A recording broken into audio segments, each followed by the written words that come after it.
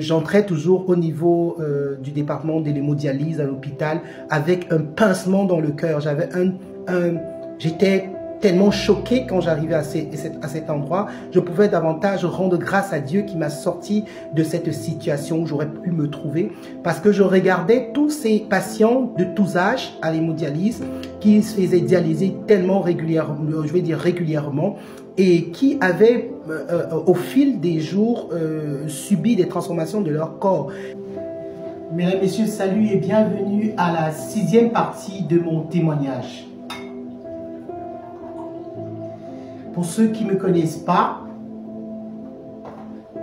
je suis Alain Christian Calaban et vous allez suivre justement le témoignage que j'ai prévu pour chacun d'entre nous. C'est effectivement la 6e partie.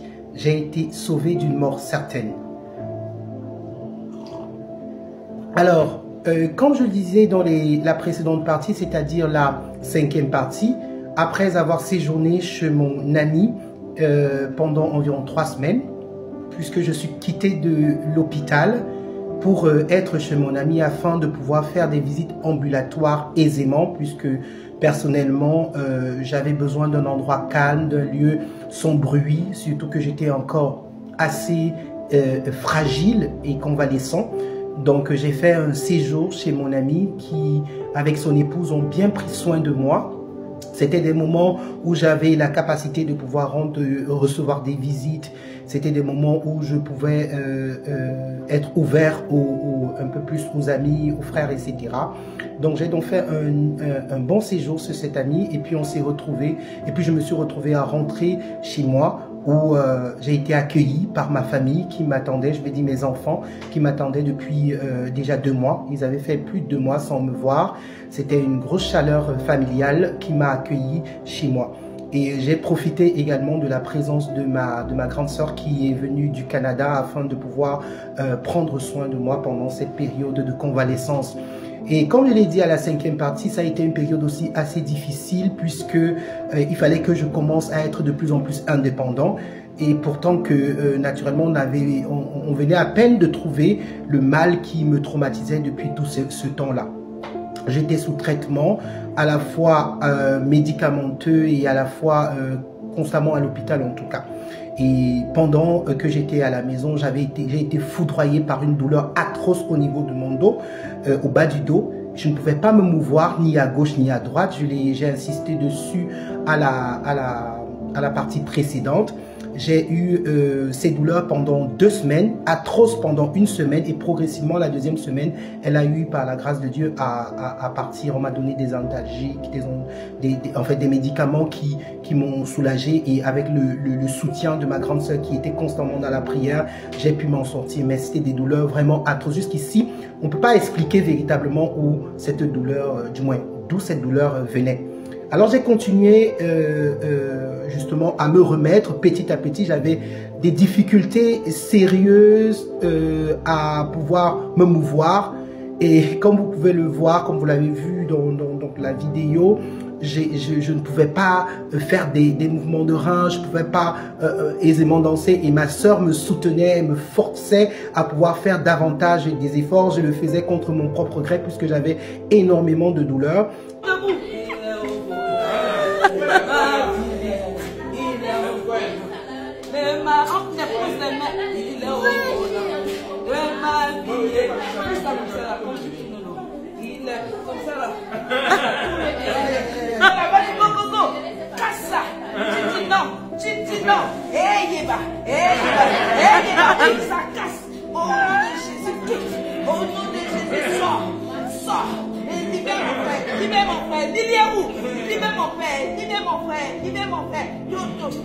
J'ai commencé progressivement à faire des check-up avec les spécialistes qui s'occupaient de moi. On faisait régulièrement tous les 2 jours, tous les 3 jours des examens pour se rassurer que mes organes fonctionnaient normalement. Et j'étais soumis à un exercice d'eau. Je devais beaucoup boire de l'eau. Il fallait que je boive régulièrement. J'allais jusqu'à 4 litres par jour pour après rejeter au moins ce 5 litres en urine. Et c'est comme ça que progressivement on s'est rendu compte que mes reins étaient fonctionnels. Mais chaque fois que je pouvais aller en consultation chez le néphrologue, j'entrais toujours au niveau du département de l'hémodialyse à l'hôpital avec un pincement dans le cœur. J'étais tellement choqué quand j'arrivais à cet endroit. Je pouvais davantage rendre grâce à Dieu qui m'a sorti de cette situation où j'aurais pu me trouver, parce que je regardais tous ces patients de tous âges à l'hémodialyse qui se faisaient dialyser tellement régulièrement, je vais dire régulièrement, et qui avaient au fil des jours subi des transformations de leur corps. Et c'était pas évident pour eux. Certains se retrouvent avec des béquilles. Je profite vraiment pour les encourager toutes les personnes qui sont en hémodialyse, toutes les personnes qui sont des dialysés chroniques, etc., qui le font chaque semaine. Je les encourage et je prie que le Seigneur intervienne dans leur vie afin qu'ils soient davantage fortifiés. Tu vois des petits-enfants de 8 ans, de 7 ans, de 9 ans venir se faire dialyser avec des fistules, etc. Tu vois des papas, des grands-pères qui viennent se faire dialyser, des personnes qui sont l'ombre d'eux-mêmes quand tu les vois, et tu te demandes quelle grâce le Seigneur t'a fait de pouvoir sortir de cette unité et de pouvoir être désormais indépendant. Donc c'est comme ça que chaque fois que j'arrivais dans cette unité, je me sentais privilégié, je me sentais gracié, je sentais vraiment la faveur de Dieu dans ma vie. Vous vous rappelez que quand j'étais en RIA, j'étais dans une colère interne de ce qui m'était arrivé, et je boudais le Seigneur. J'ai fait plus d'un mois sans cause avec Dieu par rapport au fait que toutes ces choses-là me soient arrivées, et je pouvais encore à ce moment-là me repentir et dire: Seigneur, c'est vraiment grâce à toi, c'est une faveur que tu m'as donnée que je puisse m'en sortir ainsi. Alors quand je causais avec la néphrologue, avec mon médecin, elle me disait chaque fois que tu as une faveur énorme. Et c'est là où elle confessait que il y a plusieurs fois, ils ont été dans une situation où ils ne savaient plus quoi faire. Ils étaient comme coincés. Ils s'étaient remis à Dieu que bon, maintenant il faut que mon corps lui-même se remette à fonctionner comme il se devait. Et elle pouvait me le dire à chaque rendez-vous que tu es un choisi de Dieu, tu as vraiment une grâce particulière sur ta vie, parce que pour nous, c'est constamment des mauvaises nouvelles, c'est constamment des personnes qui se retrouvent en train d'être dialysées chroniques, au meilleur des cas. Sinon, ce sont des personnes qui peuvent partir également à tout moment à cause de ces infections qu'on n'arrive pas à maîtriser, etc., ou des infections qui se cachent comme ça, etc.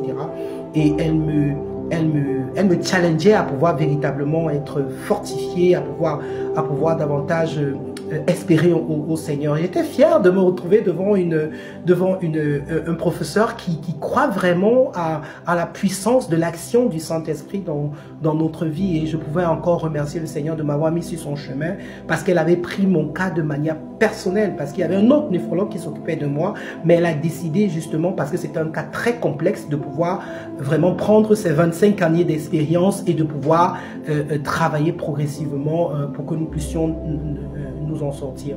Alors j'ai pu un jour me retrouver en train d'être comme ça fort et à pouvoir marcher seul. Je pouvais venir à l'hôpital sans mon épouse, je pouvais me déplacer tout seul, je pouvais reprendre mes activités, et de fil en aiguille, je me suis rendu compte qu'effectivement, je suis vraiment bien. Alors, comment j'ai su que tout était OK?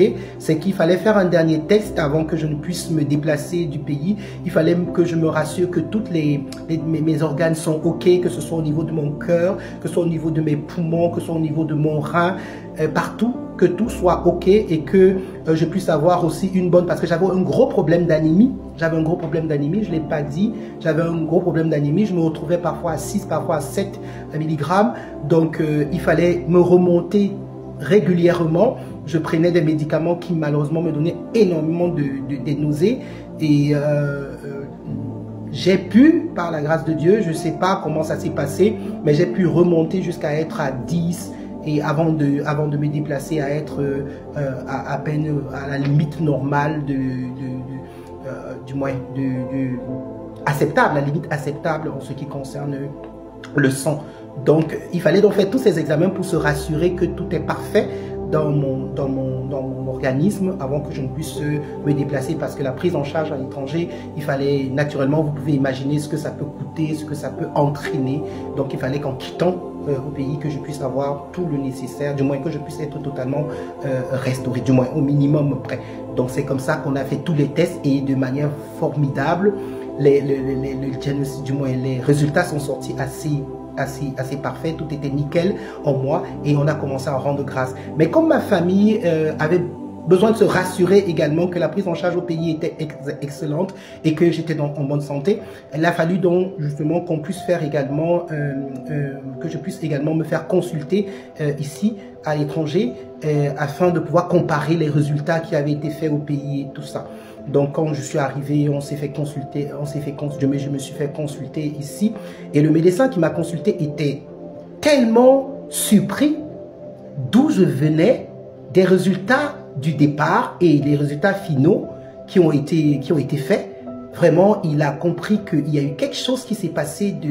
Il a dit, ouh là là, vous venez de très loin. J'ai dit, bah, effectivement, je viens de très loin. Il dit, mais la prise en charge a été faite de manière parfaite et c'est fait où? J'ai dit, ben, au pays. Et il était tellement surpris. Il dit, mais c'est vraiment formidable. Vous allez continuer tout simplement le traitement que vous êtes en train de prendre. Vous allez continuer tout simplement. Vous allez finaliser parce que vous êtes déjà bien. Vous avez un rein nickel, un rein parfait. Vos organes ont tout repris leur fonctionnement normaux. Et franchement, chapeau, je pense qu'il faut tout simplement que vous respectez toute l'alimentation, que vous puissiez vous alimenter de manière saine, etc. Il m'a donné quelques petits conseils b.a.-ba et puis quelques petits, quoique même certains médecins pouvaient voir au Cameroun, il a dit non, c'est rien du tout. Au contraire, lui, il a dit tout était vraiment parfait.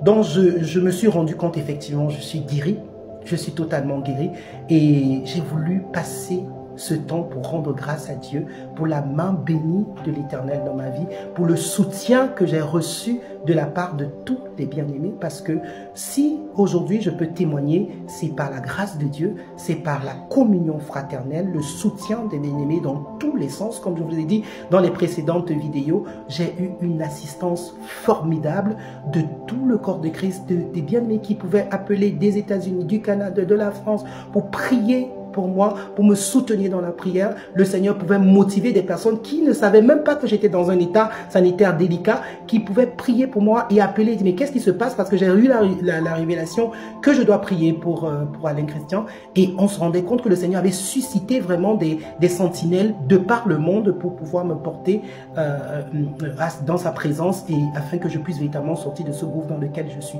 Je veux rendre grâce à Dieu, je veux vraiment bénir le Seigneur pour sa main, pour son soutien, pour sa faveur dans ma vie, pour tous ces bien-aimés qui se sont mis à genoux, qui ont agi financièrement, qui m'ont soutenu, qui ont appelé ma famille. Il y a des personnes qui se sont occupées de mes enfants, de ma famille, de les nourrir pendant que j'étais en réanimation, pendant que j'étais hospitalisé. Je veux rendre grâce à tous ces frères en Christ qui se sont mobilisés, toutes ces églises qui ont contribué ou alors qui ont pris du temps dans la prière. Je veux bénir le Seigneur pour vous. Sachez que votre geste, votre action n'a pas été vain. Je veux aussi dire merci au Seigneur pour ma famille, parce que ma famille a beaucoup paniqué, je vais avouer, ma famille a vraiment beaucoup paniqué. Pour certains, c'était le au revoir, c'était des coups de fil, peut-être il va plus vivre, c'était peut-être les derniers instants. Je veux dire merci au Seigneur parce que vous avez vu la main de Dieu dans ma vie. Je voudrais amener toutes les personnes qui doutent encore de la puissance du Saint-Esprit, de la faveur de Dieu, de la grâce de Dieu, que Jésus-Christ est vivant, que Jésus-Christ sauve, qu'il guérit, qu'il est capable de transporter celui-là qui était déjà dans le gouffre de la mort et de l'extirper, de l'amener à la résurrection par Jésus-Christ, parce que c'est ce que j'ai vécu, je peux le confesser, je peux le croire. Je vous l'ai dit dans les précédents témoignage, j'étais déjà tellement loin, mais le Seigneur a décidé de me ramener à la vie. Je veux dire merci au Seigneur par rapport à ça, d'où la motivation de mon témoignage. Je vais certainement m'arrêter là. Et dans la dernière partie qui sera la 7e, nous allons aller dans le volet spirituel de la chose. Parce que lorsque nous avons fait toutes les 6 parties, vous allez vous rendre compte que de temps en temps, j'évoquais le volet spirituel. Mais je voulais pas aller profondément, je voulais aller dans le naturel, dans le scientifique. Et maintenant, nous allons à la dernière partie. Je vous prie de ne pas la rater. Je vais la faire dans quelques jours. Cette dernière 7e partie où je vais vous donner les révélations claires de mes songes, des révélations des autres bien-aimés, de comment le Seigneur véritablement nous a donné de comprendre qu'il s'agissait d'une maladie profondément spirituelle et d'une attaque. Mais le Seigneur a été victorieux et je bénis son Saint-Nom. au nom de Jésus-Christ maintenant. Que le Seigneur vous bénisse, qu'il vous accorde sa grâce, sa faveur. Demeurez en santé et ne manquez pas la dernière partie de ce témoignage. Amen.